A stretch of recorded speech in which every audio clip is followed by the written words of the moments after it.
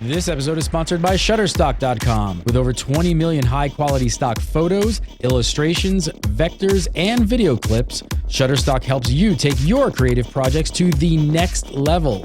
For 30% off, head on over to Shutterstock.com and use offer code GAMEBREAKER7. This episode is also brought to you by Audible. For a free 30-day trial and to receive a free audiobook, just head on over to audible.com/gamebreaker. Gamebreaker TV.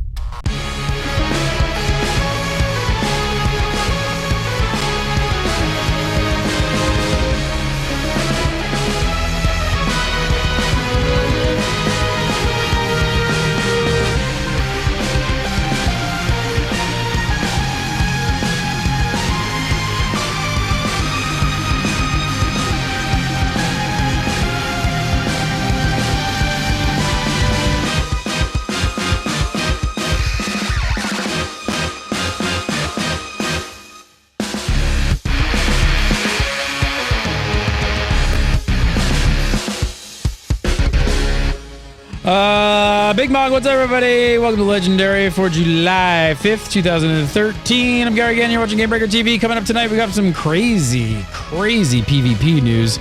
Olivia's baking 2 million cookies, and Shafted was kidnapped by Blizzard. All that and more, but first, joining us from WoW Insider, Zam, and right here on Gamebreaker.tv, taking a short break from baking 2 million cookies, it's Olivia D. Grace. Unmute. How'd that? I'm tired. That's better off. Now I can hear you. I'm tired of baking. What kind of cookies are you baking? Are they chocolate I'm chip? Are they baking oatmeal raisin? chocolate chip Or cookies. I've had an order for 2 million chocolate chip cookies. are you not even gonna mix it up You'll and find out why like later in you're the not show. gonna do like a macadamia, like white chocolate or oatmeal raisin? Yeah, maybe I should mix it up a bit. Like do 500,000 of each or something. Just get a little bit weird. I mean, I love Smarties, chocolate chip M&Ms, cookies. like peanut butter. Maybe some peanut butter. I mean, I eat some chocolate chip cookies like an MFer, but damn, after 2 million, I'd be kind of bored of chocolate chip cookies. You'd be over the chocolate chip by then. You want to mix it up a bit. Get a little bit weird. Stay tuned. We'll talk about why she's baking 2 million cookies. And back this week, getting over his 4th of July tiny Corona hangover. It's Mike Schaffman. How are you, sir? The solution to a tiny Corona hangover is another tiny Corona. Ah, look at that. Little minis. The hair of the dog. The hair of the dog that bit you. There it is. The tiny beers. dog. We need like a song. Tiny beers. It's got to sound like it's from the Wizard of Oz. Yeah. Tiny Blizzard beers. stole me and they didn't want me back, so I had to turn to the tiny You had Corona. to turn to... Yeah, they didn't keep you for very long. Not like Josh. Nope. All right, let's talk about some World of Warcraft. We got a lot of stuff to talk over. So the big news this week is that World of Warcraft is going free to play. It's completely confirmed, 100%. It's free to play. No, maybe I'm lying. Just a little bit. Slightly. All right, so maybe not. Maybe it's not even going free to play. Maybe nothing of the sort. But the big news this week was that an item had been data mined from the test client there that suggests that some big changes are coming to World of Warcraft. So the item that they data mined is called the Enduring Elixir of Wisdom. It was data mined on Wednesday, and it is an item that gives, get this, a 100% experience gain from questing and killing monsters. No big deal, right? You're like, whatever, it's just an item. The big thing is it is obtained from what they call, is not what we call, is what Blizzard called, the in-game store. Okay, so wait. There isn't one of those right now. We don't have an in-game store. The data mining was followed up from a post from our good buddy Zarheim, senior community rep. Zarheim. Why isn't this playing? Oh, my quote card's not working. Oh, well. I'll just read it. I don't know. It's not. I can't bring it up. All right. He said, we are currently exploring the possibility of adding a way for players in certain regions to make purchases directly within the game. As part of this process, elements related to this will be appearing on the PTR. We'll have additional updates on our plans as development progresses. So first up, in-game store. What Wow. do you think that means? Are we talking cash shop here? I think we have to be. Straight up. And I was, yeah. It just sounds like a cash shop, and my mind was a little bit blown. I was just like, because I saw the item, and someone Skyped me and said, check this item out, and I looked at it. I was like, oh, it's an XP boost. Why are you even linking me this? And then I read the tooltip, and I was like, in-game store? What on earth is that? Like, wow. What? Whoa. And it does, but yeah, it sounds like a cash shop. It sounds, I mean, maybe it can be, like, I was wondering again whether they were going to say that it was going to be justice points or valor points or some other way to purchase stuff. And I'm kind of hoping that if it goes that way, it will be. But yeah, it sounds like a full-on cash shop. I'm surprised. I was really, really surprised. The word from Blizzard community managers, it's cash shop. I can confirm the fact they specifically, one of the things they asked us why we were there was so question, what do you all think of spending money for in-game items? So it's a cash shop, it's coming. It's it is not going to be current. It might be currency in the game, but it sounds like they're definitely approaching it with money involved. So what do you think they'll do? I mean, most games that have in-game cash shops for real-world monies are usually free-to-play games. They're usually not subscription-based games on top of that with a cash shop. And I mean, they're only talking about what do you guys think of the item itself? First of all, XP boosts aren't exactly anything new, are they? But I think some people were a little bit up in arms about just the fact that like they're offering XP boosts for money and pay to win. It's pay to win. You're gonna race to end game. I don't know. This was kind of why they posed the question to us, at least, because they were looking for kind of the reaction of what people would say, and all of the community sites were really worried about the fact. And the one thing we kind of left the note on was it's a slippery slope. Like, we think that people will all understand and eventually be okay with, certain items. Some items make sense. EXP boosts make sense, but it's a slippery slope. Now I want justice boost. Now I want valor boosts. Now it's going to get out of control, and they're going to have to draw the line at somewhere. Yeah, and I think like it's a really fair point that XP boosts. Like, I was surprised by the reaction of so many people saying, "Oh my god, it's an XP boost!" It's like you have to pay money to get an XP boost. Like, guys, refer a friend.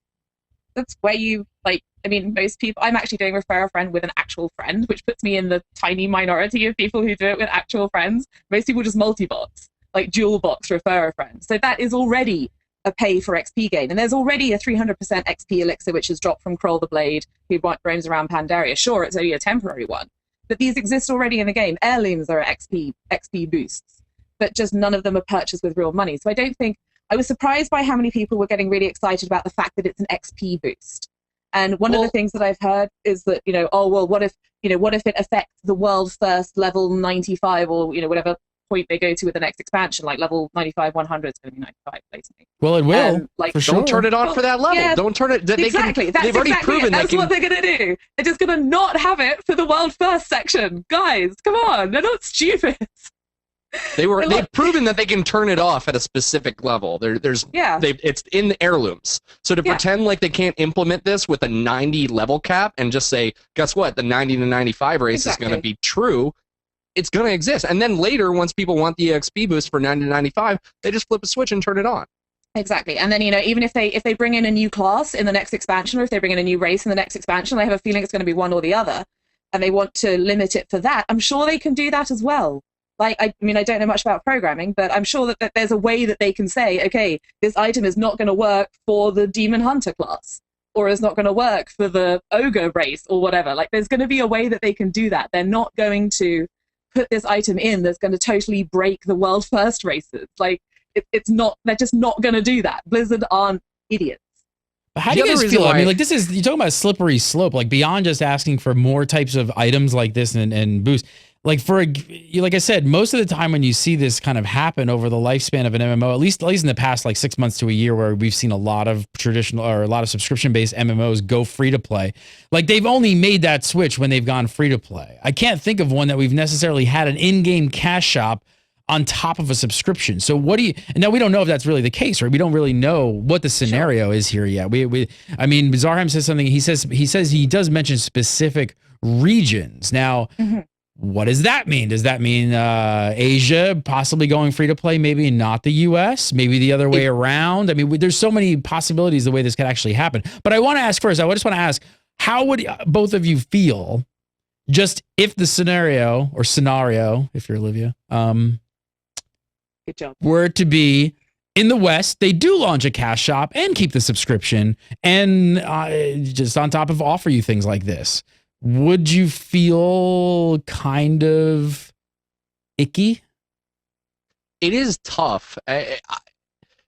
When you're paying a subscription, when you're paying $15 a month, when a lot of $15 a month subscription games don't exist anymore, it's really tough to then have another barrier on top of that says, if I want this item, I've got to pay additional money for it. I'm already paying $15 a month. There is, based on precedence, a sense of entitlement that says, I'm paying you $15 a month to play your game.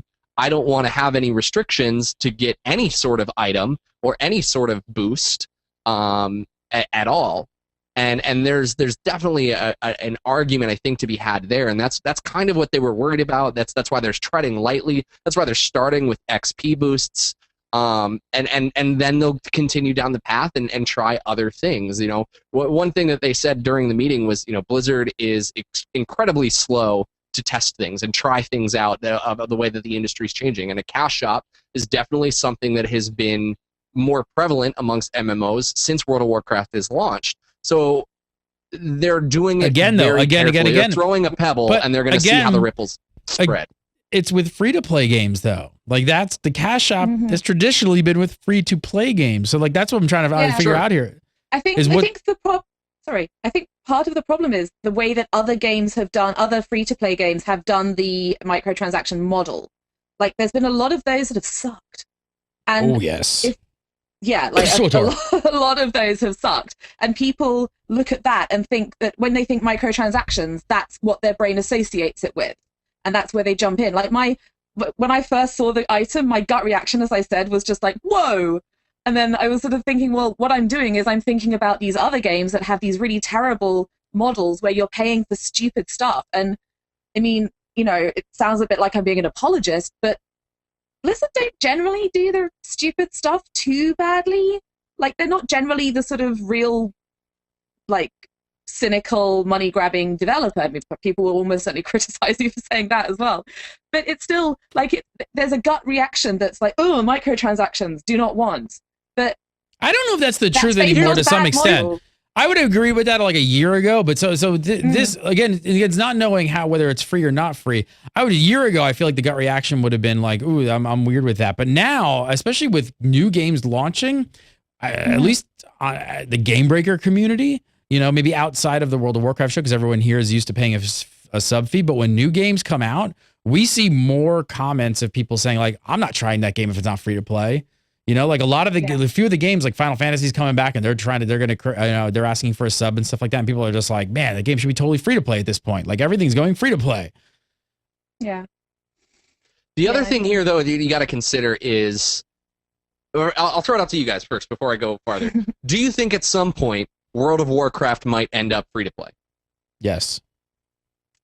Yes. I guess. I think everything's. It's going to be a very long way in the future if it happens at all. So the thing with that is, why not take the time? And it adds a little bit of stress to the people who are already subbed to the game and causes this argument. Why not take the time now to implement and figure out your cash shop? So when that day comes that they want to turn off subs, their cash shop is not only implemented but working properly. Yeah, I think like going back to what Gary was asking earlier, I don't think this is for the Western markets. This is aimed at Asia, where it is aimed at, like, I mean, I wasn't at the fan site summit, so I don't know this for sure. So it's sort of like you have confirmation on that, Mike, that you can talk about? Do you actually have confirmation on that? Yeah, Are you 99.9% sure I can talk about it, because when we were talking about this, I even asked them, I was like, so is this like, are you telling this in secret? He's like, no. He's like, you're going to find out about this stuff and it's going to happen. Okay. So we're telling you guys ahead of time so that you know. The XP boost thing is specifically targeted at Asian markets. The example that they brought up when we were sitting there was, think about the internet cafes where you're paying to play at an internet cafe, and you don't necessarily want to play with your friends because they're levels ahead of you. This is a way for you to be able to play catch up and get on your friend's level at a little bit of a faster pace. That way, where time is money in the amount of time that you're spending to play, you can kind of get there a little bit faster. That was the specific example that they brought up with the XP boost. Well, it makes sense as well. Like, if you consider that you're paying an hourly rate to game, like, particularly where the Asian sort of, what's what I'm looking for, like, community is much more focused around the hardcore endgame stuff, like hardcore, they're big into hardcore raiding there. It's much more, it's kind of a different feel to the Western servers. But they have this very grindy mentality, and you need to, like, the game starts at max level almost. So they're like putting their hourly rate into doing something they don't really want to do. And I mean, I've been told that there's been, like, most other MMOs that are active in the Asian market have an item like this. So it makes sense. I don't know much about other MMOs in the Asian market, so I'm not best placed to comment on that. But it makes sense that if other MMOs have this mechanic already and Warcraft is the only one that doesn't, that's a negative thing. The real question is, like, they've obviously gone and announced this on the forums, and I throw it out there to you two. What do you think about this? So they've announced this on the forums. It's been data mined in the West, and if this goes only into Asian servers, do you think that would be a positive or a negative reaction from the Western servers that they're not getting this item? Interesting. So you actually think there could be possibly a backlash from Western servers saying, like, hey, we want this as well? That's interesting. I don't know. I don't think they'll do it. I think some people may want that stuff here. I don't know. Yeah, I think anytime people don't, is the forum reaction mixed? The forum reaction has been, like, I was so surprised. I saw the item, as I said. I saw Zarheim's post, and I was watching the forums, like, with interest, because I was expecting people to freak out over this. And sure, a few people did freak out, and people continue to freak out about it. I was speaking to people today who were freaking out about it. But the reaction was really sane. The reaction was largely like, okay, we have refer a friend already. Like, refer a friend, heirlooms, all this stuff actually exists. The actual item itself is nothing revolutionary. But also, people were giving the examples of the mounts, the pets, all of this stuff that you can already buy. And as long as it remains cosmetic and not a necessity, like, it doesn't add player power, like, it's not a weapon, it's not an enchant, it's not a pay-to-win item.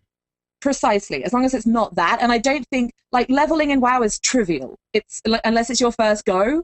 Like, I've been doing refer a friend. I've just started up a US account, so I've been doing refer a friends, and it's taken me 20 hours to get one character from 0 to 80 plus one character from 0 to 40, and that's like 3 days playtime.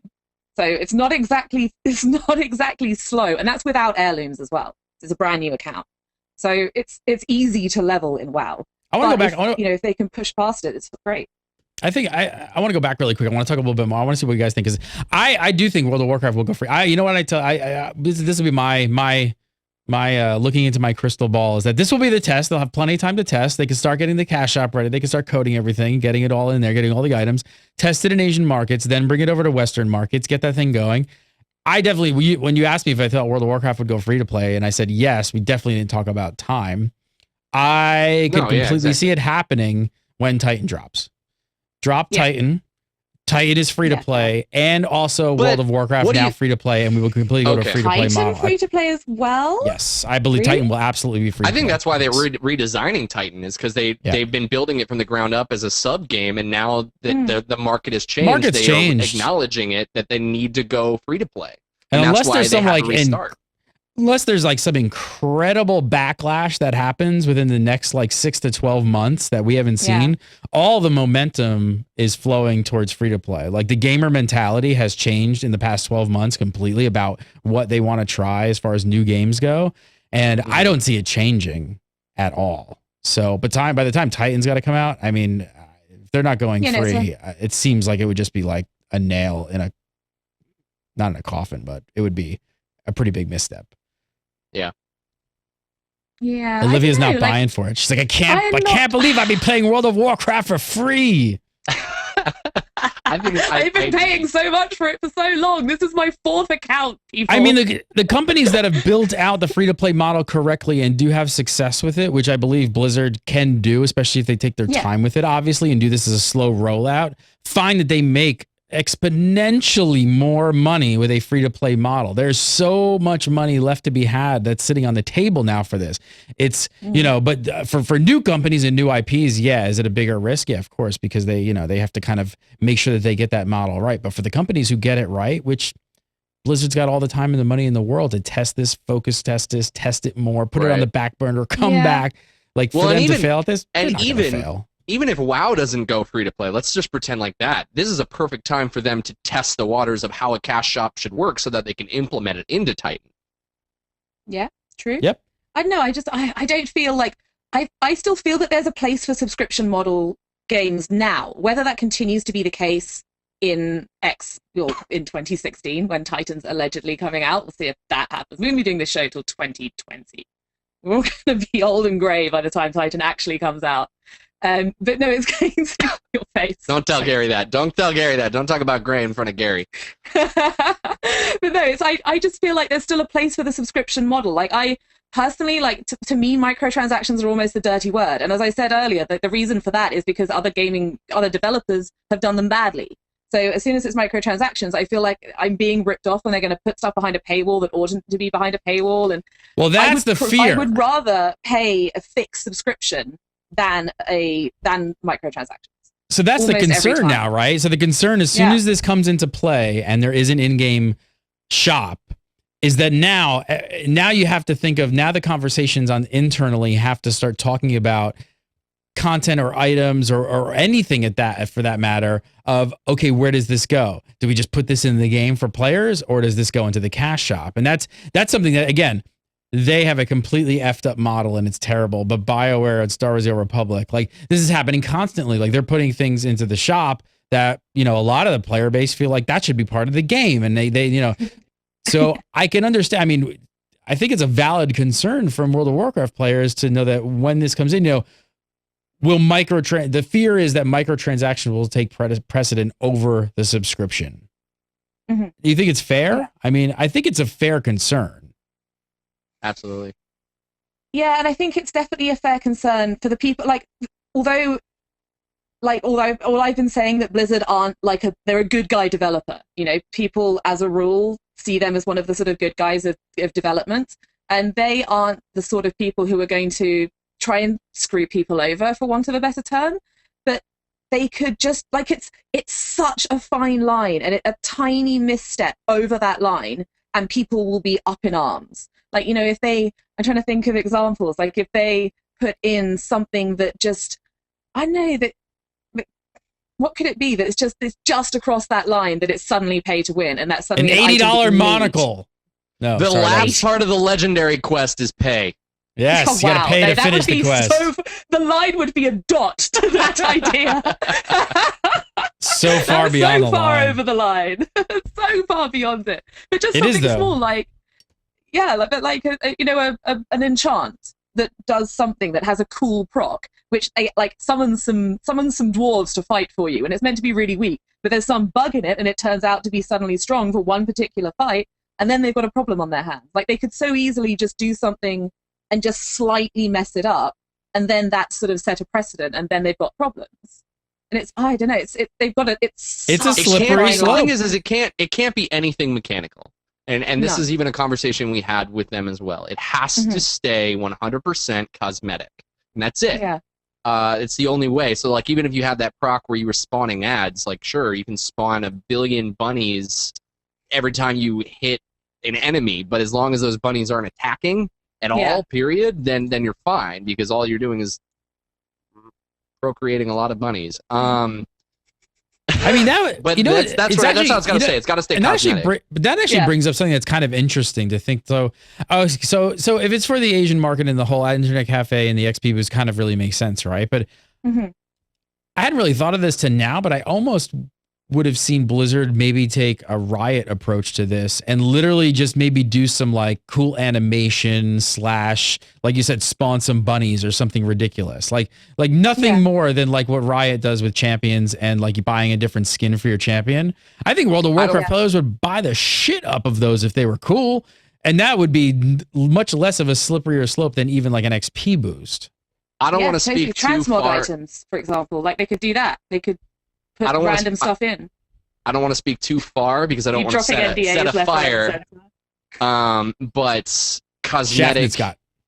Shafnik's got all the Shafnik's news. got ins. He's got ins over at Blizzard. We talked a lot about this. I can't help the fact that they knew this news was coming out, so they wanted to tell everybody us. Understands that a lot of people don't realize that last week you were at Blizzard for a big meetup with the whole crew, and you guys got told a lot of stuff. You guys had a barbecue, and probably got drunk. No, you probably did. Gear, I'll just come out and say gear is a possibility. And I even threw out. Surely not actual gear. Yeah, whoa. No, what do you mean gear? Strictly cosmetic, and I gave them the name Cosmog gear. Cosmog gear. Hopefully that becomes the thing. Wow. But I didn't actually want to say gear, but I already did. There's actually the items that they have built specifically for cosmetic cash shop purchases have been data mined already. So it's a thing. Wow. Now, how do you think players are going to react to that? Wow.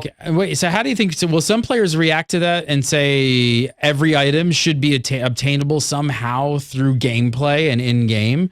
Because that's a big MMO thing. Like that doesn't happen with like League of Legends, right? But MMO players are kind of traditionally like, especially when it comes to a cash shop, they're usually much more okay with it. They say like, okay, you can charge me for that, that's fine, but there should be some way in the game I can get it. I don't know this for a fact. Maybe you know more, Shaftnet, because apparently you're in Blizzard having. I got all the inside. Yeah, apparently you've got to get an earpiece in, and like Zarheim's talking to you right now, and he's just like feeding all this. This ear is Zarheim, and this ear is. I'm making that up. Yeah. But what's that, Zarheim? I can't talk anymore. You're about to sue me. What's that, Zarheim? He's lurking with the chloroform in the paper bag right now. But did you talk at all about that? About being able to obtain them through gameplay?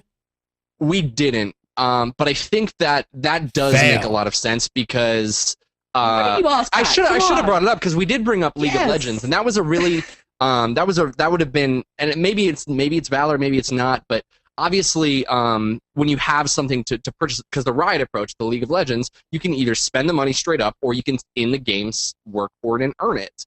Yeah. And if they go that way with the gear.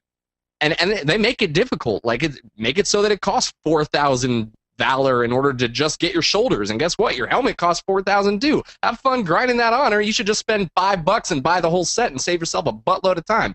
Like that would make a lot of sense for the cosmetic approach. Or put it on the black market auction house. Like there's a ton of gear on the black market auction house already. You don't like that idea? I don't know. I remember the black market auction house came up, but I don't think that they said that they would go that route. Sure, but they could.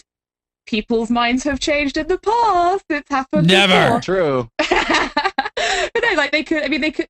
I think particularly with something that's sort of as important to players as gear. I mean, I think that this XP boost is already sailing very close to the wind. But the thing that saves it is that they're already in the game. Like XP boosts are already in the game. You can already get your heirlooms through grinding out in-game currency. You can already kill Kroll the Blade and get the elixir.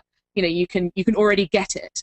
But with gear, like particularly with transmog gear, I think they've got to be super careful to make sure that it can be got in game somehow. I really, really think they have to do that. Because I already see people saying, I'm paying a subscription. I want that gear. Yeah. I shouldn't have to pay another $5. I need to somehow it should be open to me.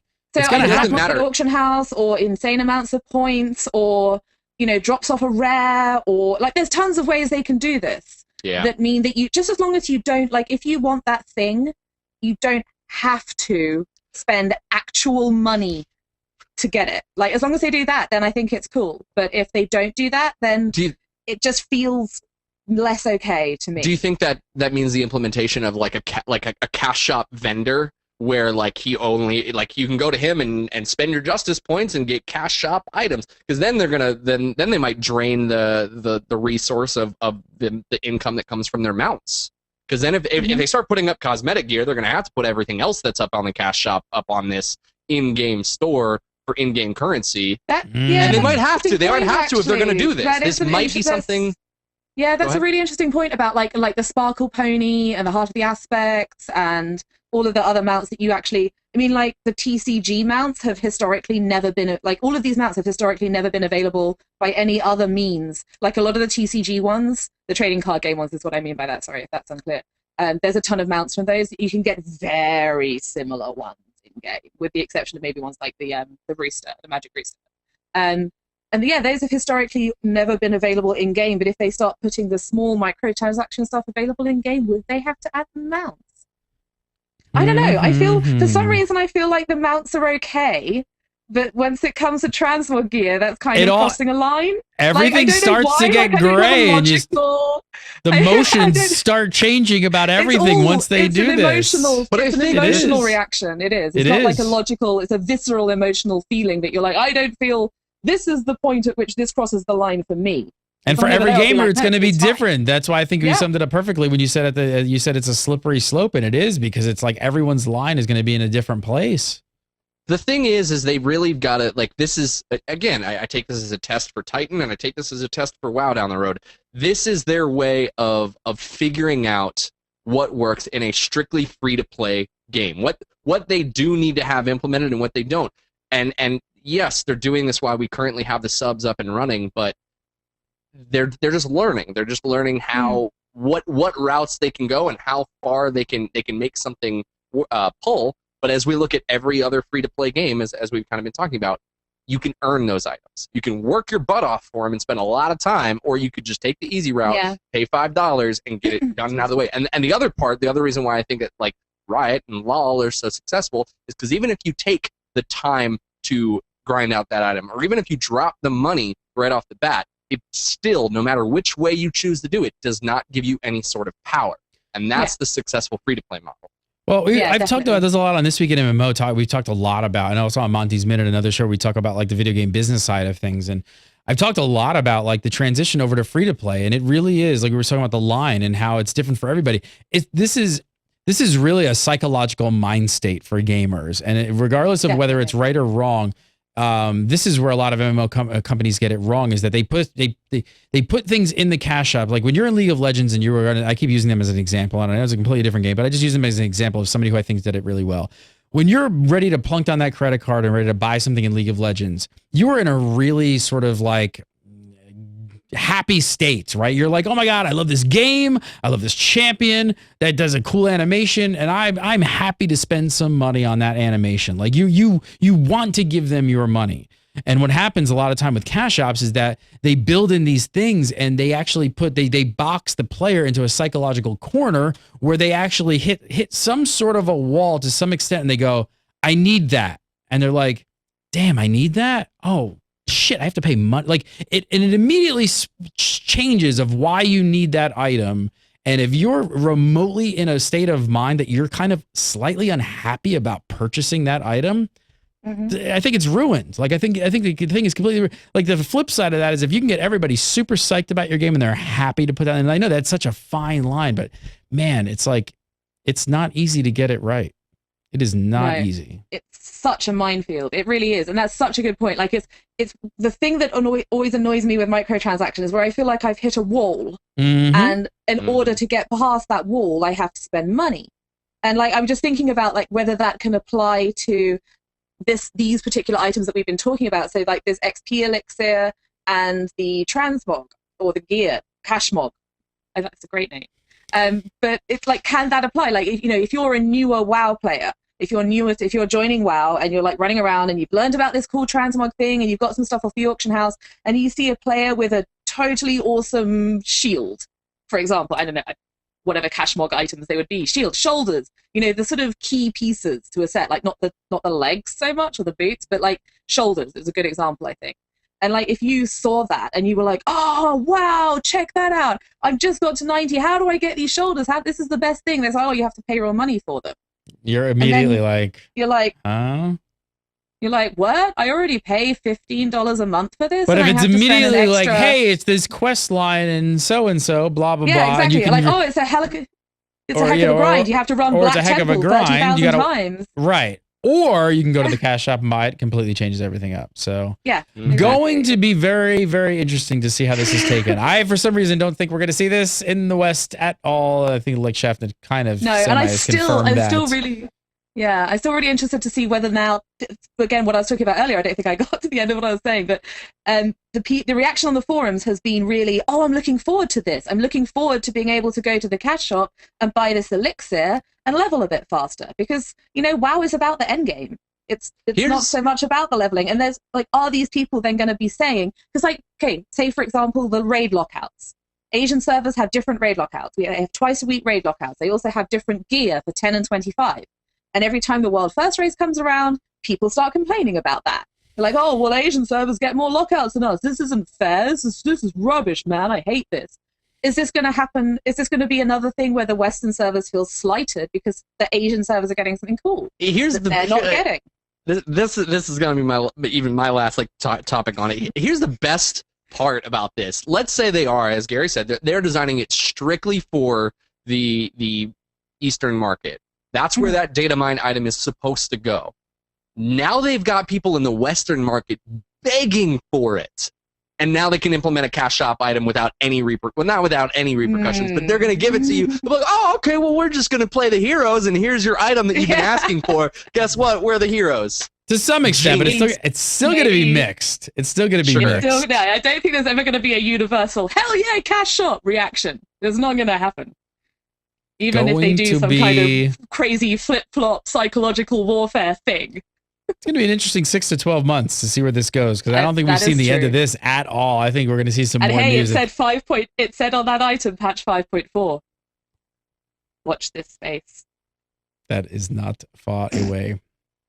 All right, we've got some huge PvP news, but first up, I got to take a break and tell you guys about our sponsor, Shutterstock. I'm a huge fan of Shutterstock. We've been spending hours on Shutterstock. If you've not checked out Shutterstock, they have so much amazing artwork, photos, illustrations, vectors, video clips, all kinds of great stuff to take your projects to the next level. Whether you have a website, maybe you have a YouTube channel. Oh, we just launched a new YouTube channel. Let me bring this up. We have just launched a new YouTube channel, Mr. Mike Shafton and I, and it is called Super Mega Awesome Time. We could not fit one more. The tagline's important for that. The tagline is because all the good names are taken. Have you ever tried to make a YouTube channel today? It is impossible. You want a good name, not going to get it because it's taken. Mike Shafton literally at one point, we were so frustrated, smashed his face on the keyboard and checked it, and it was like taken. Wow. That's how ridiculous. Great name. Yes. So we came up with Super Mega Awesome Time, and we could not fit one more letter into it. YouTube wouldn't they wouldn't even allow, we couldn't actually get the exclamation point in there. So you guys should go subscribe. So it's youtube.com/Super Mega Awesome Time. It's going to be a bunch of gameplay videos coming soon. So go subscribe to that. But going back to, look at our artwork. It's amazing. Smat, look at these cool, awesome dudes, right? Look at this artwork. Did you draw that, Mike Shafton? You think I got artistic capabilities to draw things from scratch? Get out of here. I went to Shutterstock.com. We're lucky we can upload that. Yes. No, the first thing we did, I was like, hey, we need some little cartoon characters, something that kind of fits the show. I don't know. We need to find something. Went to Shutterstock.com. Bam, right there. This was this is one piece of graphic. It's an Adobe Illustrator vector. So basically you can resize these guys and change colors. You can do almost whatever you want with this. You can resize it and not lose any resolution or anything like that. But seriously, if you guys have a YouTube channel out there and it's kind of maybe lacking in the design market a little bit, this is what you got to do, because we do this for all the Game Breaker sites, all our icons, all our little teeny little buttons and things like that. It's all Shutterstock. We just go to Shutterstock and we search. We don't hire, I know graphics people are hating me right now because we don't hire graphics people to come and make all this stuff. We just go to Shutterstock because frankly, it's a lot cheaper. And none of us are artists and we can't really draw this stuff. So I want to save you guys 30% off. All you got to do is go make a new account over at Shutterstock and use the promo code GameBreaker7. Got to use that promo code on checkout, and we're going to save you 30% off, which is the most Shutterstock has ever given off on a promotional deal. And I don't know how long, seriously, that will last on the 30% off. But go on over Shutterstock.com. They have a bunch of other stuff too. I should mention, like video clips, and there's video footage. There's, you know, you maybe need like lower thirds, like these things down here. You need stuff like that. They have like animated ones and all kinds of ones that are movie files and rollouts. If you could put them in your YouTube videos and stuff, you really like just go over there. You could find a gajillion things to help you take your YouTube videos, your YouTube page, maybe your website, your guild site, all to like just the next level and make it look like really what it should. Because there really is no excuse for having a janky looking website in 2013. Not when you got Shutterstock. So go on over, go to shutterstock.com, sign up, make a new account, and use the promo code GameBreaker7. All right, so next up this week, we've got some really huge PvP news, and I'm serious, this is huge. This is ridiculous. So it was published as bits of the report on the Fansite Summit that Mike and Pat Crane, who will be back next week, he's not here, but they attended this Blizzard, what did they call it? The Blizzard Fan Summit? Was that what it was called? Yes. Basically, fan get together. There was a tweet hashtag going around, but I completely forgot what that was. Fansite Mixer 13. Mixer. Oh, Mixer, not Summit. Yeah. Not Summit. So the Mixer. So you remember back, we were talking about that mysterious PvP change that Holinka. Shit, I don't have his music. Hang on. Can't do this without the music. Stop the show. Stop the show. Pretty quick. Holinka had talked about that mysterious PvP change that he and Ghostcrawler were discussing a while back. Olivia tweeted at both of them saying that if they brought cross-realm arenas, she would bake them 1,000,000 cookies each. Guess what? How's that coming? Guess what? The announcement was they did. So I don't have my quote cards, but this is what they said. They said, quote, "You'll no longer need to worry about invitations, joining, or leaving an arena team. Now you can play with who you want, when you want. You'll be able to join a cross-realm group and queue for arena matches with friends from other realms. The arena ladder will no longer be sorted according to battle group. Just like rated battlegrounds and normal battlegrounds, now all arenas will be region-wide. You'll be competing with a field of opponents that includes every arena player in your region," close quote. So with patch 5.4, teams are gone. Arena teams are gone, and instead players can queue for arenas with anyone in their region, obviously of the same faction, in parties of 2, 3, or 5. And you can make parties cross-realm. So literally anyone in your faction and region can queue with you via battle tag or real ID. So Liv, had them cookies coming. I'm running out of storage space. I'm overwhelmed. I'm overrun. That doesn't look like 1,000,000. No, it's not even close, man. It looks like about... It's a lot of cookies. About 50 or something. I was going to say 42 was going to be my guess. That was going to be my guess. Wow, 42. accurate. That is a highly accurate guess. Yeah, I responded to... Because the funny thing was that he retweeted an old tweet where I'd promised him 1,000,000 cookies if he made Cyclone, the druid CC ability, dispellable. You shut your mouth! Just for you. Blasphemy! Just for you, Mike Shatner. Just for you. I offered him 1,000,000 cookies to make Cyclone dispellable. And that was the one he retweeted. And I was just like, they're making Cyclone dispellable! Oh my god, oh my god, oh my god, oh my god, oh my god, this is the best thing! And then he, like, that was the case for like a few hours. And then he came, I was just like sending him hearts and like, oh my god, I love you, the BFS forever. And then he went back and was like, oh, wrong retweet. Yeah. Wrong retweet! Oh, that was such a tree. Totally trolled you. He and Josh Allen was just like, oh, geez, thanks, dude. Everyone thinks Cyclone's being nerfed now. Oh, that's hilarious. Wow, yeah. He completely derped that one. All right, what's your take on this, Liv? Obviously, this seems like a great change, and you're extremely busy. He was like, when he responded to me saying, when you tweeted that, I laughed and laughed and laughed and laughed and laughed. I was just like, oh, dude.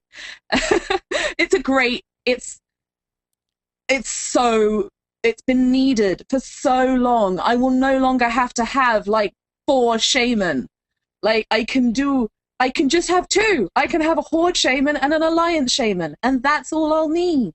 Like it's so good. It's fantastic. I'm yes, very happy. Very like there are some downsides which we'll get to. Why do you think? Let me ask. Why do you think? Like for people like maybe Phil, some people like. Why do you think they have done it though? What was wrong with the old system that was so bad?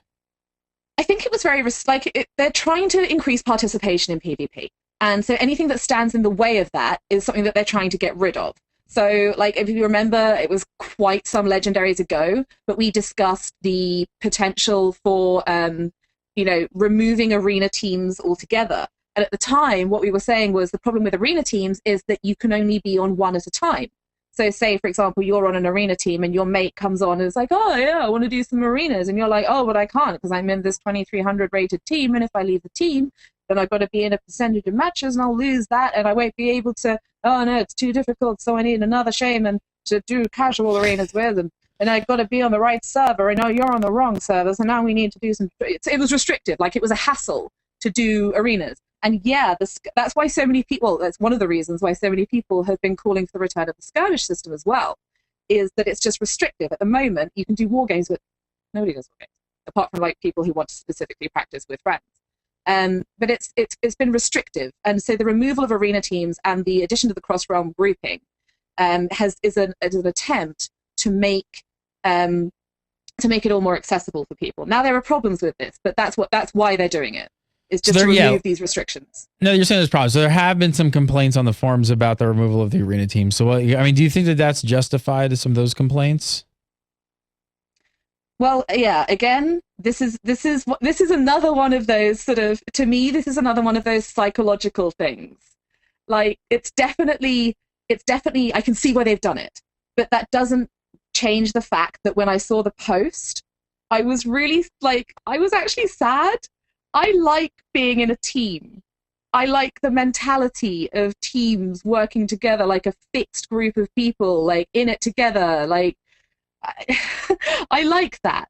And like, quite apart from all the potential issues with this, which again we'll get to, like just purely the feeling of being in a team with people is something that I enjoyed. And I was kind of what I was hoping for, and maybe I should have been more specific in my promise of 2 million cookies.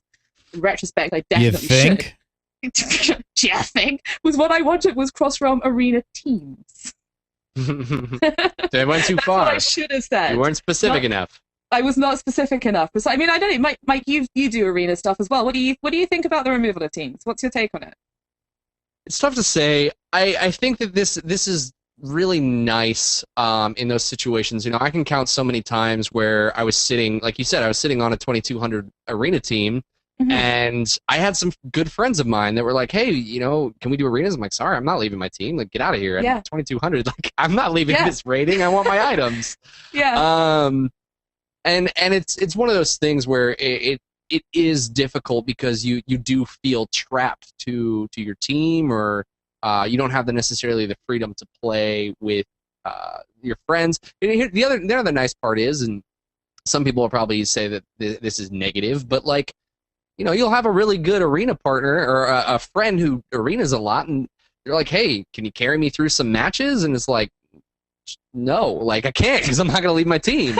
So like, I don't know. I think it's nice for that sense of like the player who wants to be carried.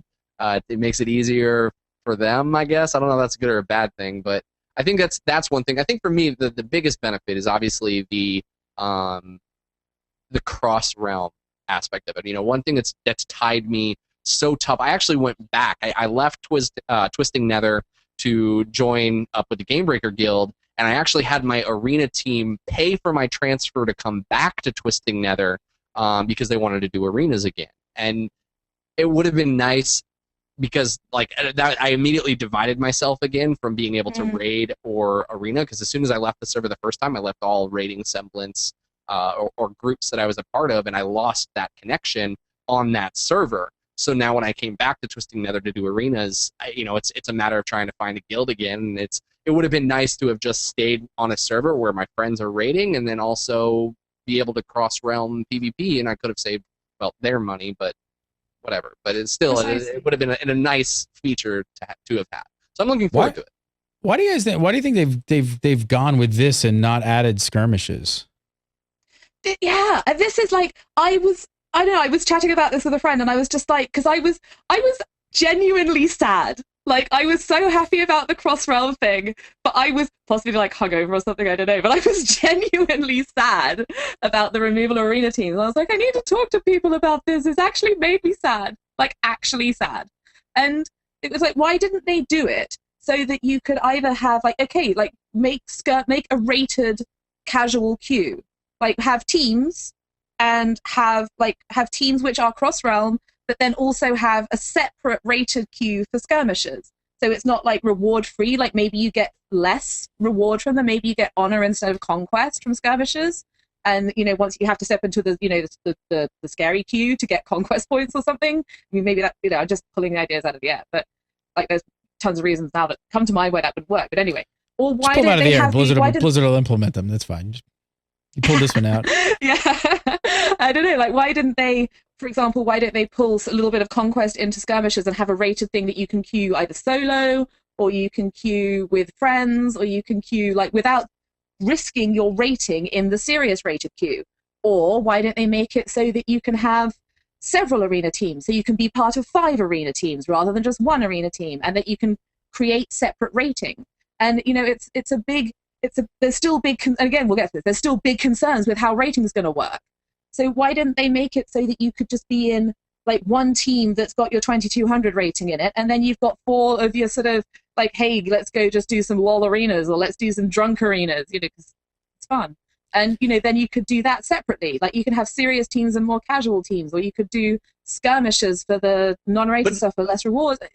But now they're going to have to keep better solutions. They're going to have to keep track of so many different arena team ratings on the back end of like, well, what's my MMR and what's my arena team, and what's, you know, well, this one's 2200 and this one's only 1000. Where does that put me in matchmaking? And that's got to be part of the concern. Like, your because obviously at the moment the way that rating works, you have a personal MMR that's tied to your character, and then how would that work across your 2200 team and your 1500, 1800, whatever team?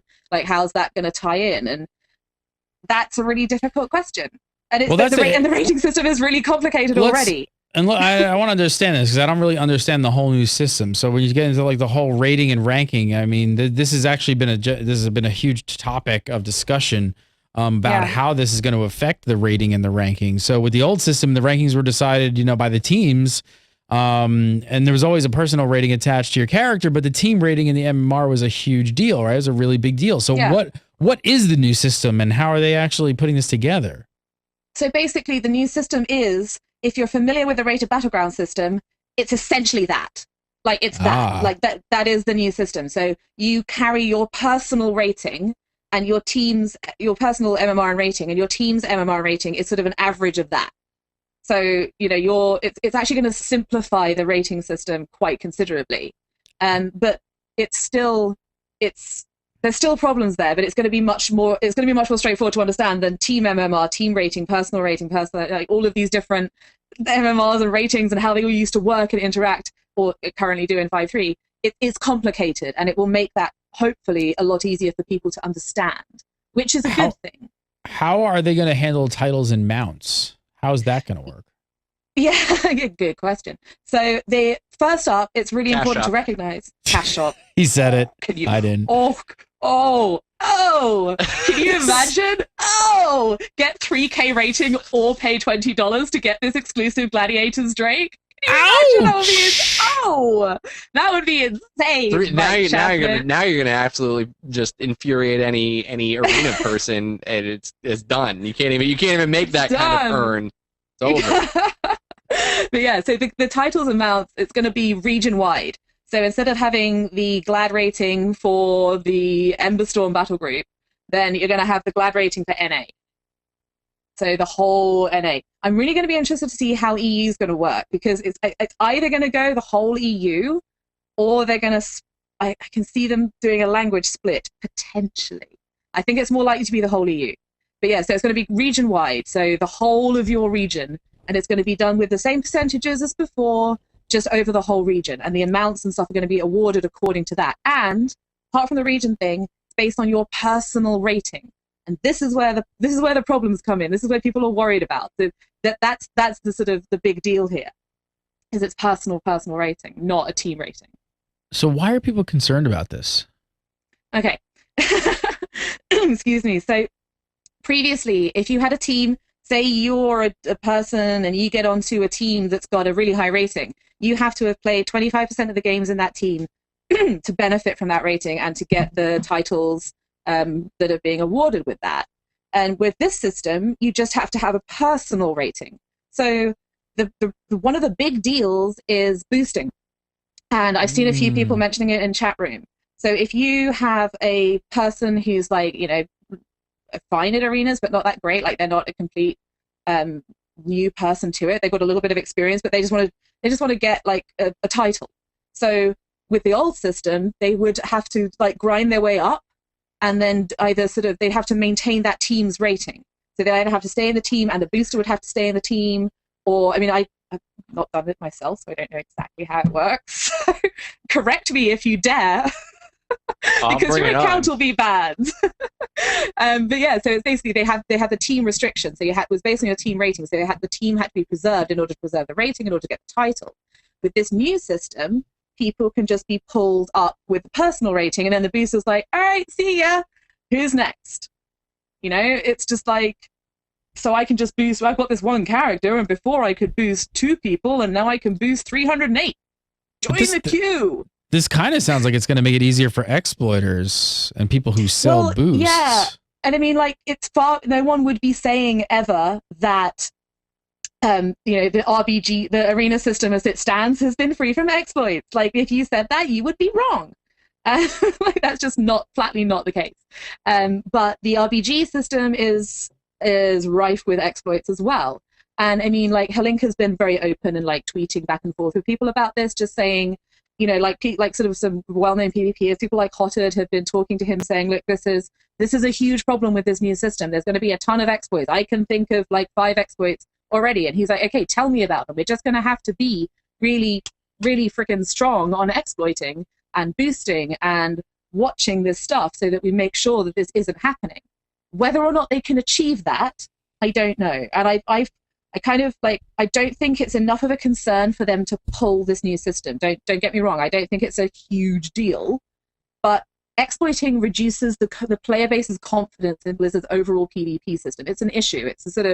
It's a real problem. And if this allows it to be done more easily, then they need to deal with that. And they need to be really proactive and really transparent about how they're handling it with bans and action and taking control of it, because this is definitely going to make it easier. Like we said, easier for exploiters and people who sell boosts. Quite probably it is going to make it easier. Huge change. Holinka's definitely earning he's definitely earning his paycheck over there. I don't know, like, I mean, yeah, like, I don't know. It's like, this has literally just popped into my head. So I kind of feel like this is very much like, there's so many changes that have been happening in PvP. Is it just kind of throwing stuff at the wall to see what sticks? Like, hey, I don't think so. I think they've needed it. It seems like they've really needed an overhaul for a while. Hence, probably why they brought him. Why they brought him in, right? Coming from his FPS background and things like that, to kind of like, you know, straighten things out. And it seems like it's needed some really kind of broad stroke changes. It wasn't like really minute little kind of tweaks here and there. It was like some serious systems and kind of the way things work seemed like they really needed to be changed. So when they kind of put those into place and they implement them, they're just going to feel like huge sweeping. This is a huge change. I mean, this is a game changer. Yeah, definitely. And I feel like at least it's coming at the end of the season. Like, at least there's a season. Like, at least we're not going to have a season where it's kind of splitting like this in the middle, because it keeps like, Mr. Pandaria PvP has been a crazy, crazy time to be PvPing.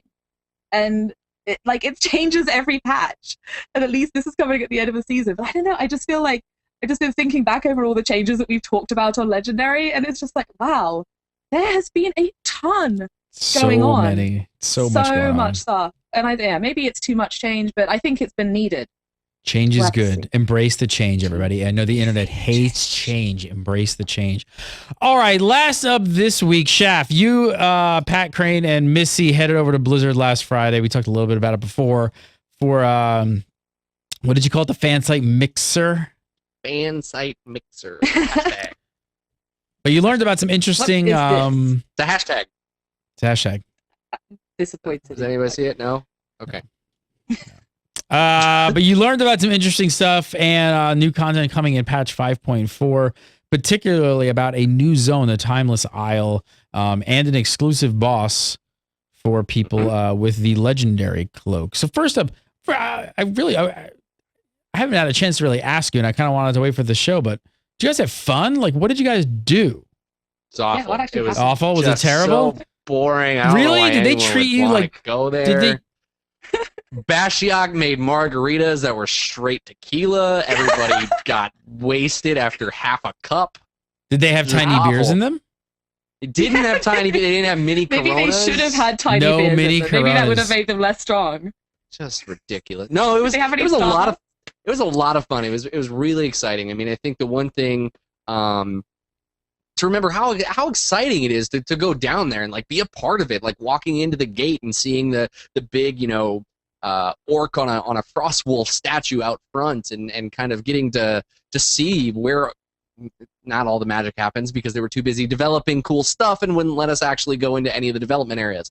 But no, I mean it was really, really fun. It was really exciting. I think that for me and I think for a lot of people, it was really awesome to kind of meet and get on a little bit of a personal level with all the community managers. You know, like they're these kind of untouchable, untangible icons. Like to me, Zarheim's always been a skull, and like Bashiok always a tree. But it was like no, like I'm meeting these people. Like yeah, like these people are real, and like getting to talk to them. And I think I talked to Zarheim for like probably like 30 minutes about Last of Us at dinner. Like it was really cool getting a chance to go in and hear the process and you know like they like I said earlier, they even came to us and they were like, all right, so what do you guys think of this? And we're kind of trying to figure out how that they could work better with community sites. It's really interesting. It was really, really fun, and just the whole entire thing was amazing. And I got my hand on Hearthstone.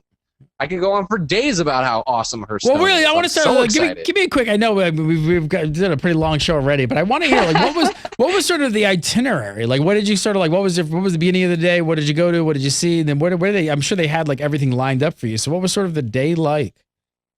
So the day, well, I woke up, I put my pants on, walked out the seriously? door. That was all No, on the alright, so- itinerary as well. Wake up, pad, door.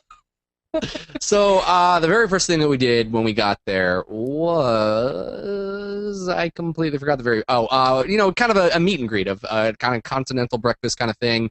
Meet all the different fan sites, the people who run them, and meet all the community managers.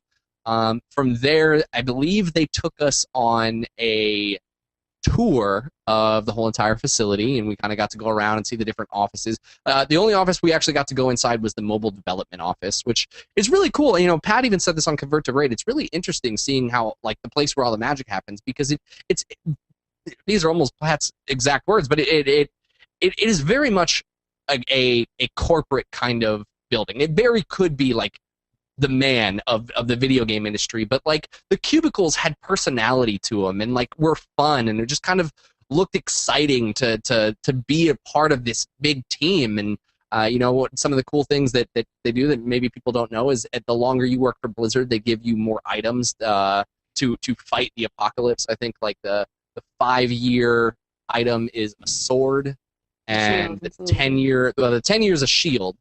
And 10 years the then they shield? Just That- 10. I've Could be wrong, recently I'm seen pretty sure I've 10 is the recently shield. seen people selling those on eBay who needed money, like ex-employees who have now Wow. left the company. Yeah, there was one on eBay. Like I think there was the sword not that long ago on eBay. 10 was the shield, and they just actually hit their 20th anniversary, so they implemented a big crown that wasn't the Lich King's helmet, but it was very similar. So they've just added that in there, and that was kind of all out in display. We got they've got a museum when you first enter the Blizzard campus. To the left, they've got a museum that kind of showcases specific World of Warcraft, or not specific Blizzard games, and it kind of goes on a rotation through Diablo, StarCraft, and World of Warcraft. Currently, it was themed for StarCraft, but they said they have a whole like museum curator who comes in and kind of comes up with the different designs and the different exhibits, and it was really, really cool to see the different awards. They had a booth set up that you could like change your voice to be like two of the characters from StarCraft. From there, we went on a little bit of a walk where we sat down and had lunch, just more kind of meeting and talking, getting drunk off margaritas. Was that margarita and tiny beer time? It was margarita and tiny beer time. That is what that was. No, and that was a blur. That was 8:30 a.m., wasn't it? Actually, I now remember the first thing that we did after the meet and greet was that was when we got to sit down and talk about all the stuff that's coming in 5.4. We sat down with Dave Kosak, Corey Stockton, and I forget the other guy that came in, and then Greg Street came by later. But we got a kind of chance to sit and talk to the developers about all this stuff that's coming in 5.4, which was really awesome. They took us up and we got, I think, like an hour to play Hearthstone. So I played that. What do you think of it? What do you think of getting your hands on a Hearthstone? Gosh, I'm so excited for that game. Let me come out and say this, like, straight up. I'm not a TCG player. I don't. The most experience I have is with Yu-Gi-Oh! For like 6 months of my life, and I was horrible at it. Don't play Magic. Don't play... I can't even name other TCGs because I only know Magic. I'm not a TCG player. Sat down, started playing this. I get the idea of how the strategy has to work. It took me a match or two to understand the mechanics, but by match 3, I was pulling off really intricate strategies. To give you guys just a quick idea, I was playing a priest. The priest has an ability that heals someone on your team for 3 health. I played down a card that has taunt, so the person I was playing had to fight the taunt card no matter what. But I also had a card down on the field that every time I healed, I got to draw a card. So I was sitting here and I was playing this awesome like hand of like, okay, the person who lets me just fish through my deck can't be attacked because my taunt card is taking all the damage, and anytime my taunt card takes any damage, I'll just heal him up. And every time I heal, I get to pull another card. And it was this really satisfying strategy that I came up with on my own. And it's granted, it's presented for you. It's easy to understand, but that's just the point. It's easy to understand. You don't have to understand the complex TCG strategies to get in and really pull this off and feel like you're playing and being smart at it. You know, OCD is a game that Josh mentions, Order and Chaos Duels. Mm-hmm. And that game, I'm still, like, every time I'm like, okay, what's this card do? Oh, it does that. Okay, I guess I'll play that. Like, I'm constantly reading those cards and forgetting what their mechanics were. And it's, Hearthstone didn't have that. Hearthstone felt so great from someone who doesn't play. I felt like I understood it. I felt like I got it. And by the time they kicked me off the machine, I wanted to play more. And it's so great. Do you foresee a Hearthstone show in the Game Breaker future? Is it that good? I think it should be. Because you're selling me on it. I don't know. I don't know. And shoutcasting, because the shoutcasting was, I gotta say, Blizz, I love you, but it was terrible. Like, that video was god awful. Like, that was so. Could you see people actually shoutcasting Hearthstone tournaments? You could shoutcast anything. You could like, anything can be made good by good shoutcasters. True. But like, you can do that with, like, as long as you can find the interesting things to talk about, you can do that with anything. But yeah, and I have to say that right now, because I went to the European version of this thing that Shafnet went to in the US, and I had an hour of Hearthstone. I prefer OCD to Hearthstone right now. Really? Yeah, I was not. Show. You're off the show. I didn't. Why so? Because you like a little bit more like intricate, like granular sort of. I found the turn system less satisfying because you couldn't line up stuff. Like, you couldn't be like, right, so I'm going to pull all these things together, and the way the turn system works is going to be like, and it's like the turn system is Magic the Gathering, basically. Like, it's, you know, you have to pull individual stuff all over the place, and I don't know. I found it, and I think part of it is because obviously I play a ton of OCD, but I've only played an hour of Hearthstone, and I think maybe if I get into the beta, then it'll be different. Maybe I'll be like more. You got to talk positively about the game if you want to get on the beta. Just pro tip. Pro tip. Hey, constructive criticism is exactly what they want from beta testers, Mike Shafnet. I'll give them constructive criticism all day long. It doesn't mean I don't enjoy the heck out of that game. I don't know. They have this. Mike Shafnet said Hearthstone shoots rainbows out of its ass. That's what he said. He's just like, it's amazing. They have the easy to learn, hard to master thing, but I felt like some of it was, I mean, maybe it was just because I don't know whether you guys had the same thing that we had, but we were playing with purely the basic cards. Like we didn't have anything other than the basic cards in our decks. We had all the decks made for us. And maybe like it'll become more complex and interesting when you get the more advanced cards. That's where it's that's what was missing. But that's what I disliked about it. That was part of the reason for my preference for OCD. But that's exactly it. It is there. These pre-built decks are perfect for getting new players and getting people into the game and started. But building your own decks, and you only had an hour, so I don't blame you for not having the ability to have done this. But it is there, and I can see that that the ability to create these complex, heavy decks that are fully customized, and you're putting in all this extra strategy that comes with TCG is there.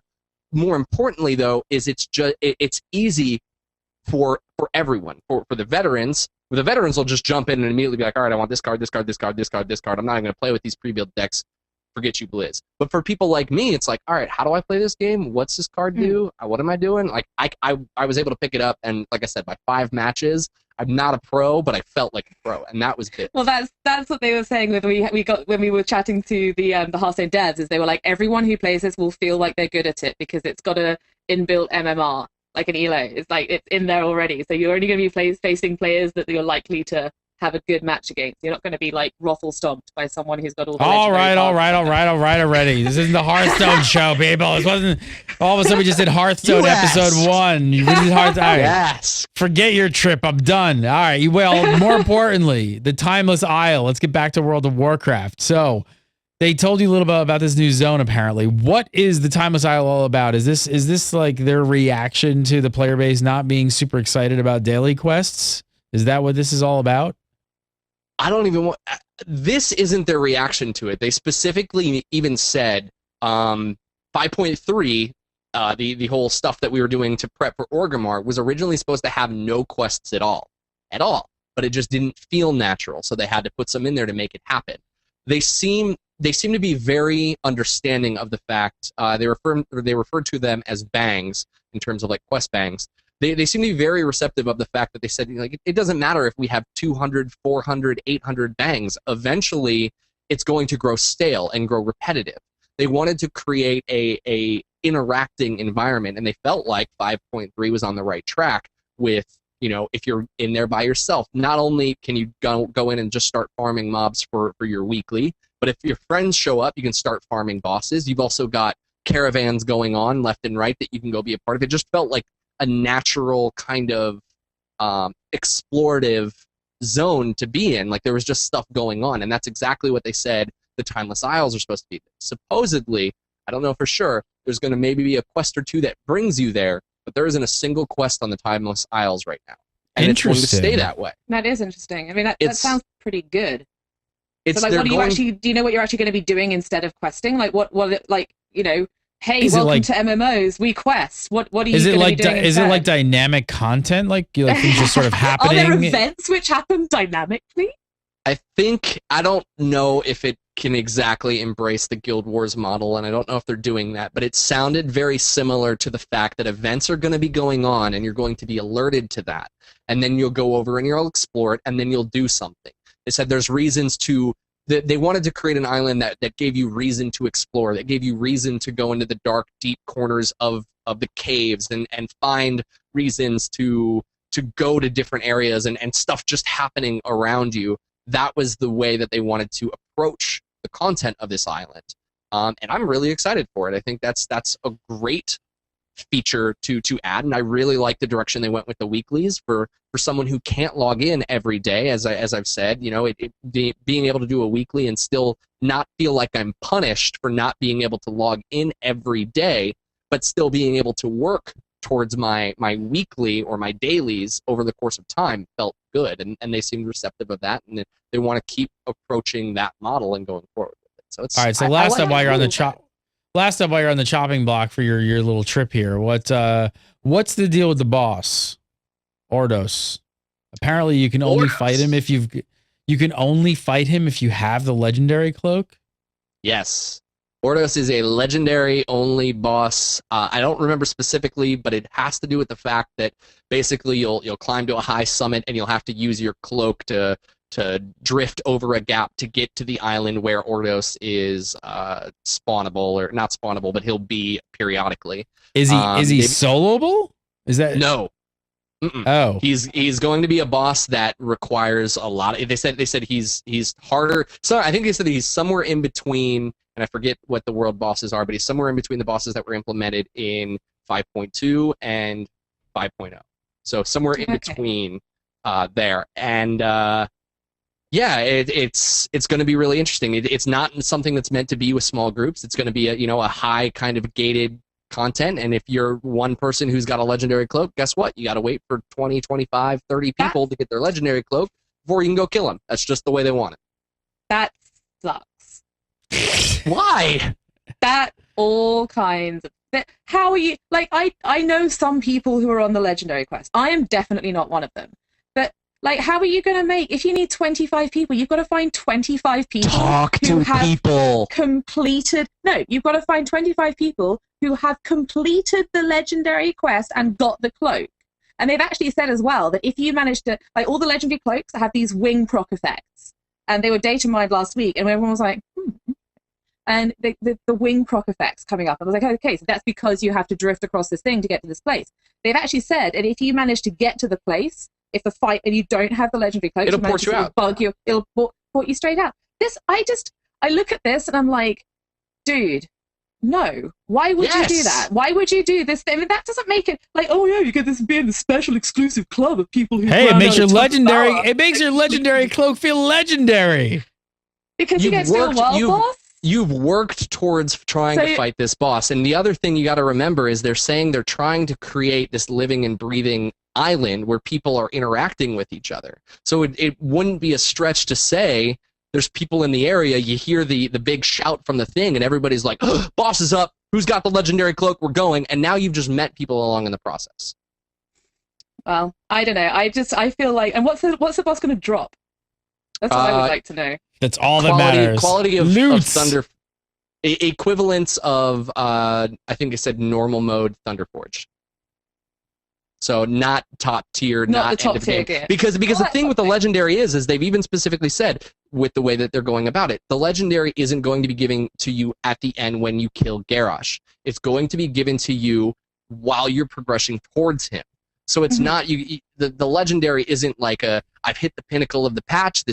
I'm done. Like, this item is the best. It will be the best for its category of being a cloak, but it's not that item of ultimate success that so now I've got the legendary cloak that gives me access to the boss that's got the best gear in the game. That's not the route they're going here. It's just a optional boss that you get access to for having worked towards your legendary cloak.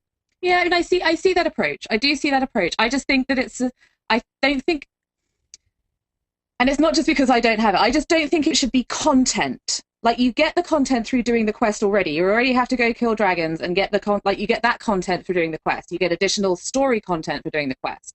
Like, I just feel like they shouldn't be putting in an actual boss that requires you to have done this quest and have this item. Like, you already have content that is accessible to you from the quest. And maybe, like, this is obviously in to make the legendary cloak feel like a special thing. And I just feel that there are better ways they could have gone about that than making an exclusive world boss. Aren't you of the nature of behind the raiders who had that prestige of like, because this is the other thing that's happening. I mean, granted, it's not like raiding to the best of the best, but as I've said before, I think it's important to have that thing that isn't accessible to everyone so that people work towards something, so that people try and get better or do a lot of mundane, boring work to get your legendary. But you get an awesome cloak and you get additional content and you get this piece of gear that's really good.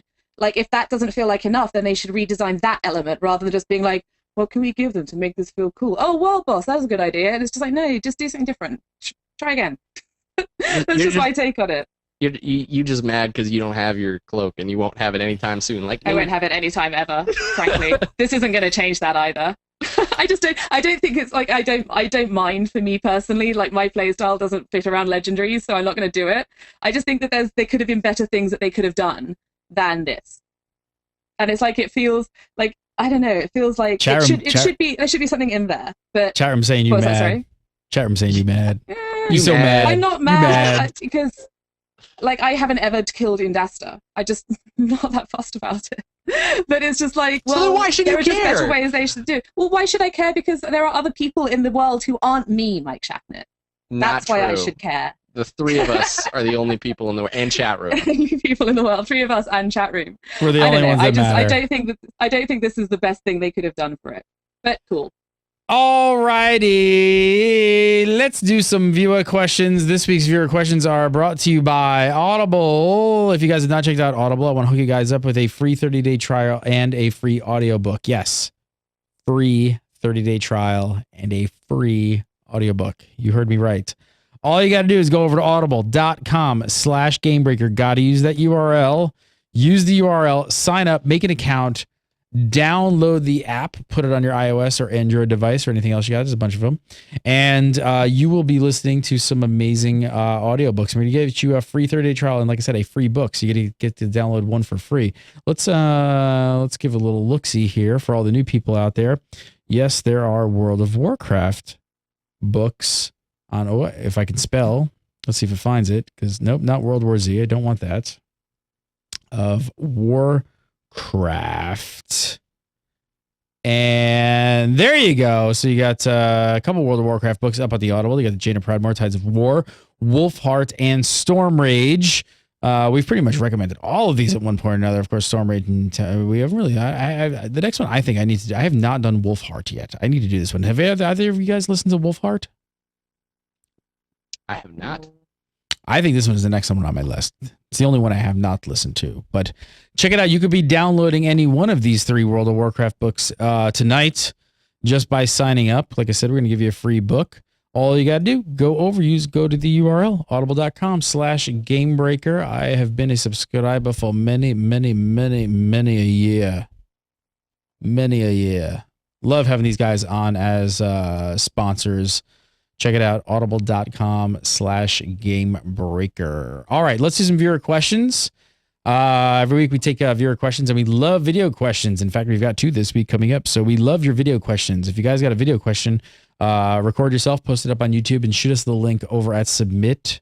That is Submit, SUBMIT, @gamebreaker.tv, or you can send us your question as well to that email address. But we love the video questions, so send them over. First up this week, this one in from Squirrel. Hey, legendary people. This is Squirrel. I've got your question for you. Can't hear him. Basically, every once in a while, you'll see things pop up about server communities and building the community and all that stuff. What my question is about is, why are people so concerned about actual in-game community when it seems to me that most of the community has now grown to be internet wide, basically, where you meet around like Twitter or Mumble and you play any number of games. Like my current group of people I play with, I met on Twitch and through Gamebreaker, and we actually rarely ever play Warcraft. We'll do like LFRs or scenarios or things like that together, but we'll also play League of Legends or Worms or pretty much anything together and just hang out. So why are people so concerned about bringing about realm communities and just specific server communities when it seems like everything is growing apart past that? Oh, and do I get bonus points for not bringing up the new big thing that just popped up? Yes, you do. All right. So basically, Squirrel wants to say, since the community is moving towards things like more like Mumble, Twitter, Twitch, soon to be the Gamebreaker Nation. We're still working on it. Don't worry. I haven't forgotten about you guys. We are going to do it. Believe me, we are going to do it. But other game sites, like he says, like Gamebreaker and communities like that. Why do people still push to have specific realm communities? What do you think, Shaftnet? I think it's important outside. Perfect example. The guild that I had been playing with since I started the game, played all the way up through Wrath of the Lich King, disappeared. They're the first guild they were really not the only guild I ever played with, but they were the first guild that I felt a sense of community with. Because I had that community from real life, not from Twitter, but it kind of the same thing, from another source. The problem was, as soon as all of them got sick of the game and said, I'm done, it left me completely lost and alone and like, all right, who do I play with now? Like, Aww. and that's why rating or realm communities are important, is because if you have a living realm community, just because the group you're playing with decides to move on, you're not left alone, or you're not left in the dust with nothing really to feel a part of. And yes, I think it's But great. don't you think? But honestly, the with all direction that, we're moving, with all the cross realm stuff and everything happening, and realms becoming sort of less important, it's kind of weird. Like, and I'm not trying to turn this into a Game Breaker Nation plug. Yes, I am. No, but this is really the reason why we really sat down and like thought about this and started wanting to create something like this, is for the exact reason of what you talked about. Is because with all of these new things becoming cross realm, and like, you know, realms are slowly like kind of disappearing. They don't matter as much anymore. I think it's actually even more important now that there are communities. Like, and that's, so for people out there who don't know the Game Breaker Nation, what we're doing is we're going to be implementing it's called the Game Breaker Nation. It's going to be a cross realm guild and a cross gaming guild where we're going to just try and bring as much of the community in as possible to play in amongst each other. So if you hopefully MMO players across all games won't lose their community, but I see both sides of it, right? But I think there's no way around it, that we're definitely getting away from realms. And he's right, like more of the communities are coming up from Twitch, from, you know, gaming sites, and people are hanging out on Mumble. That's just the way it's going to happen. I think realms are just going to go away. Yeah, I think they're. Go ahead. No, I was just going to say that I think there's there's always going to be a place for realm communities, like, you know, like particularly for people. I mean, for PvP purposes, like there's always going to be like the sort of, like, you go into a big PvP realm, like for example, like I play an Outland in the EU, like you go into that realm and there's constant, like, you know, people, you know who you're going to play with, and you know who, you know, when you see stuff pop up in trade chat, you know. But like I have friends who I have a social group of friends who I play different games with. But then when I'm doing when I'm doing that sort of PvP thing, it's all about the realm then. And I think that there's a sort of big identity thing there, like people identify as being part of this realm or that realm, or, you know, realm. And I think that's important. And I don't think that it's gone. And I think that's why Blizzard are doing the virtual realms rather than the opening and closing thing, is so that you can maintain that realm community and that realm feeling, like sort of in it together. And I don't know, I think there's definitely a place for all of that, but I don't think it will ever completely replace realm communities. And there's a ton of people who don't socialize outside of games. Just because the sort of people who we are and watch Legendary do doesn't mean that like the entire world is just going, oh no, I saw this, I'm just going to use OpenRaid and Twitter and OQ. Like, that's just not the case. Realm communities are still a thing. All right, next up, this one in from Pete. Hi, I'm Ep133, aka Pete, here with my partner in crime, Paul, and we would like to ask, at the end of World of Warcraft, when Blizzard will finally be shutting down all the servers, what would you want to see at the very last hour of World of Warcraft? It could be anything. If Blizzard just went mental, what would you want to see?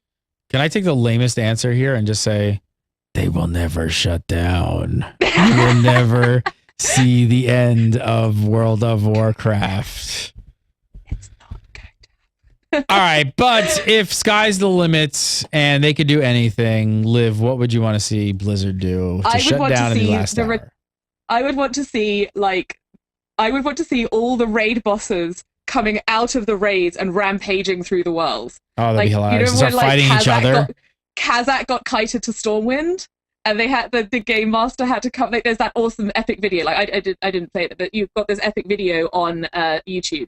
Kazakh kited to Stormwind.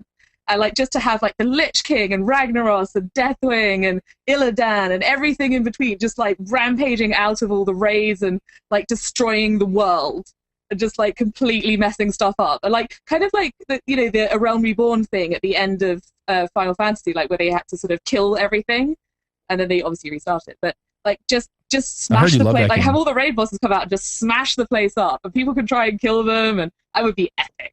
They should like that. Only if they bring back the one-shot Paladin Reckoning glitch. It's the only way. And I want to see that happen. Oh god, they could put all the hilarious bugs back into the game. like all the weird screwy bugs back into the game. That would be. I'm hilarious. sure they've got them in a digital file somewhere. They'll just like code Yeah, all I'm the sure bugs back in. I'm sure Just that's how this works. I'm absolutely certain that's how this works. And just like tick gunships, all those tick swooning around boxes the got for place. gunship. Just check all those off and put those back in. Shafton, what would you want to see the final hour? I would like them for them to set me up in an arena with Chris Hannell on his mage, but he can't move or do anything, and let me kill him as a feral druid, and then have a sign on my back that says "Nerf mages." That was very inside. That's very specific. Very inside and very specific. So Yeah. Kudos. That's what I want. That's what I want. he asked the question. He said whatever he could do. He That's asked what the he question. wants. All right, Sky's the limit. last up this week. Let's see if this card works. I don't think it's going to work. Nah, it's not going to work. All right, so Earthsuit asked a question, a bit of a long one. I'll read this here. He says, I'm starting to get a bit worried about the pace Blizzard releases content. It's obviously wicked fast. We're not even a year into Mists of Pandaria, and already the final patch is approaching. Say that patch 5.4 goes live at the start of September, and in November, Blizzard will probably announce their new expansion. Olivia said in an earlier episode that they may even turn on the beta for it already. That is what I would have said, yeah. Yes, it is what you would have said. But then what? He says a beta can run for up to 6 months. Does that mean we will have another final patch that goes on for months and months? What do you think, Liv? He actually kind of makes a valid point. Like, because we've all been, I don't know, I don't think that that's going to happen. Like, one of the things that came out of the fan site mixer was that they had people who'd already been working on the next expansion who were then pulled back to do the Timeless Isle, if I remember correctly, and were then put back onto the next expansion. So the next expansion, they normally start them in advance anyway. But I don't think that we're going to have another, I don't think that 5.4 is going to be launching that soon. I don't think it's going to be like 5.3 where they're like, PTR done. There's a huge, the biggest raid coming. And there's a ton of other stuff going in there as well. And Proving Grounds, there's the huge arena changes, there's the Timeless Isle, there's the pet battle place, there's, all of this stuff going in. And I don't think we're going to be seeing it that soon. I do think we'll be seeing the announcement of the next expansion in November at BlizzCon. Obviously, that seems like an obvious thing to do. But I don't think that we're going to be waiting that long for it. I'd be surprised if they did another Dragon Soul, because that went over kind of badly. I think what we could really see too, depending on where they're at in terms of development for 6.0, at BlizzCon, they could announce the new expansion in addition to announcing the transitional patch. And the stuff that we're going to see that kind of works our way into what the next expansion is going to bring. So, I mean, they've always been very open about 5.4 is not the last expansion. That's just when the final raid's coming out. Yeah. I didn't say that we couldn't see a 5.5. So, True. I think they've learned over the course of the time with these last patches or these last tiers before the next expansion are always these long drawn out periods of time where a lot of people unsubscribe, a lot of people get disgruntled and bored. So hopefully they're taking that into consideration after it's happened the past three times. The past every time. And they'll plan for it, especially now that they have two development teams, one working for the odd numbers and one working for the even. Yeah. Yeah, definitely. That a 5.5 would fix it. Oh my goodness. Hello, little one. Is that This is my new the edition. golem of dogs? She's sick. Just don't let her pee on the carpet again. She did already during Legendary.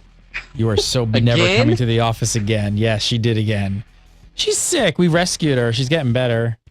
Wow. What is she? She's Like a we dog, know she's a obviously, Chihuahua, but she might be like a rat. Chihuahua Is with a she mix. hairless?